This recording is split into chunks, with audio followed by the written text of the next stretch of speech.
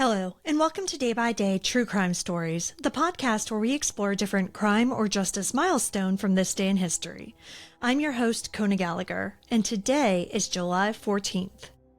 On this day in 2019, a 17-year-old girl named Bianca Devins was murdered by a man she had recently begun seeing. It was a crime that shocked her small hometown in upstate New York and ignited widespread discussion around internet culture and the responsibilities of social media companies. Today, we're going to delve into the murder of Bianca Devins. Let's get started.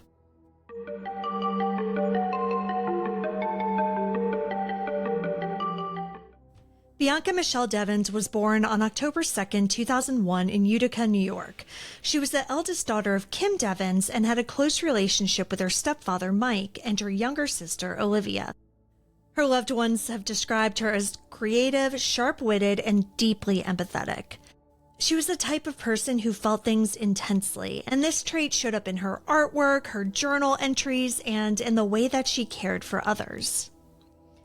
Like many teenagers, Bianca was still trying to figure herself out. She had recently completed high school through an alternative education program and was preparing to start college in the fall. Her plan was to major in psychology.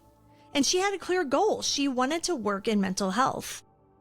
Having battled her own challenges with depression, anxiety, and PTSD, Bianca was outspoken about the importance of mental health care and worked to break the stigma around it.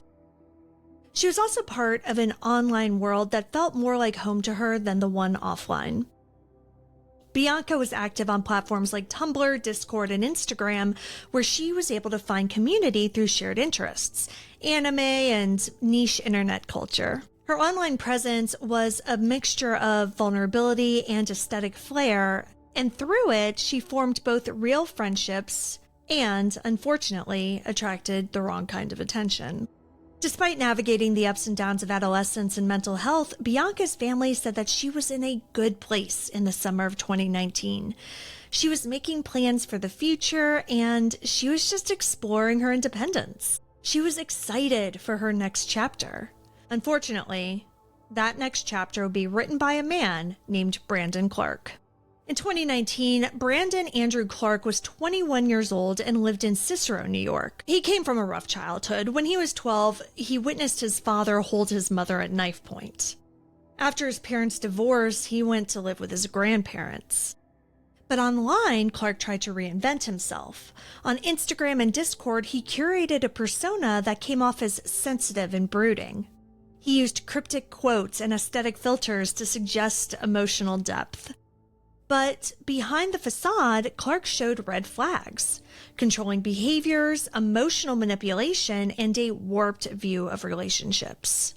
He met Bianca through either Instagram or Discord, accounts vary slightly, but they quickly began talking and occasionally met in person. But Bianca made it clear that she only saw Clark as a friend.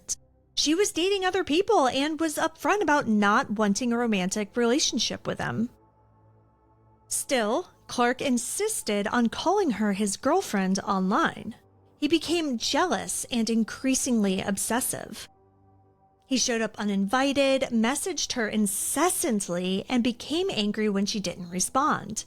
His fixation grew more intense as he misread or ignored Bianca's boundaries.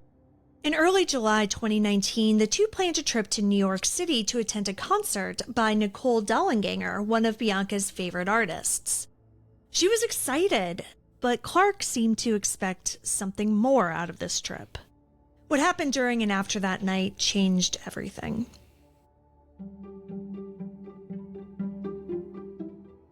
The concert took place on July 13th.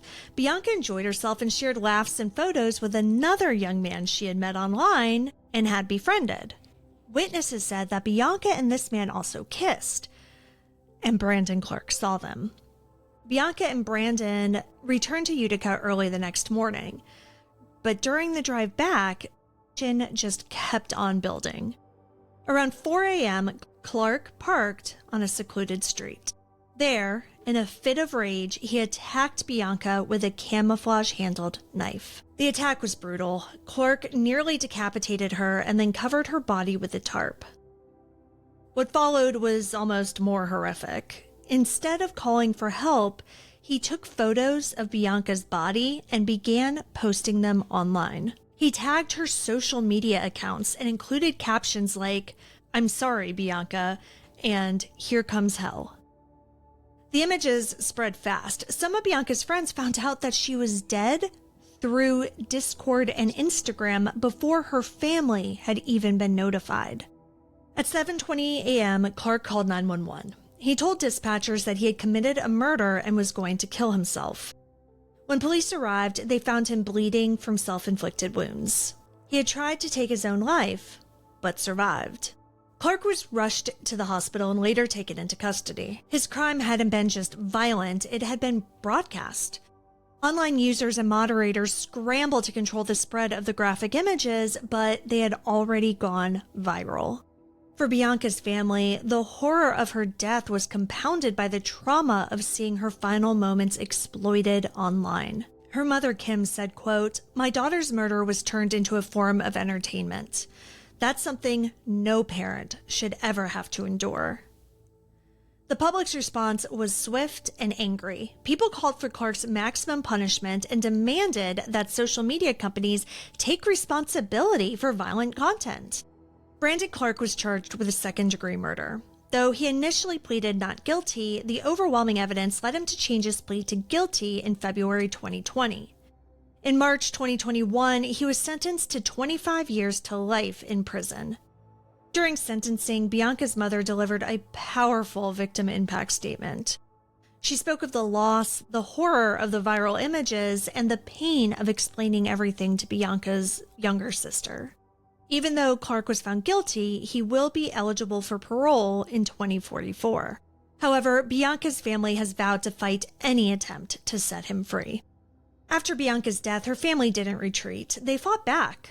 Kim Devins became an advocate for reform and worked with lawmakers to create legislation that would hold platforms accountable for violent content.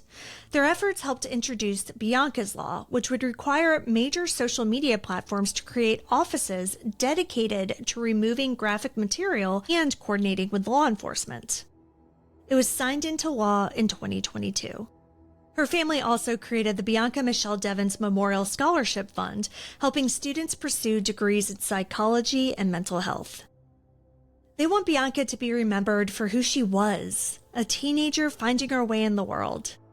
Bianca Devins was creative and compassionate, and she deserved more time. Thank you for joining me on today's episode of Day by Day True Crime Stories. If you found Bianca's story compelling, please subscribe, rate, and review the podcast. It'll help us grow. And be sure to join me again tomorrow as we explore another significant event in true crime history. Until then, stay safe and remember that behind every headline is a life worth remembering.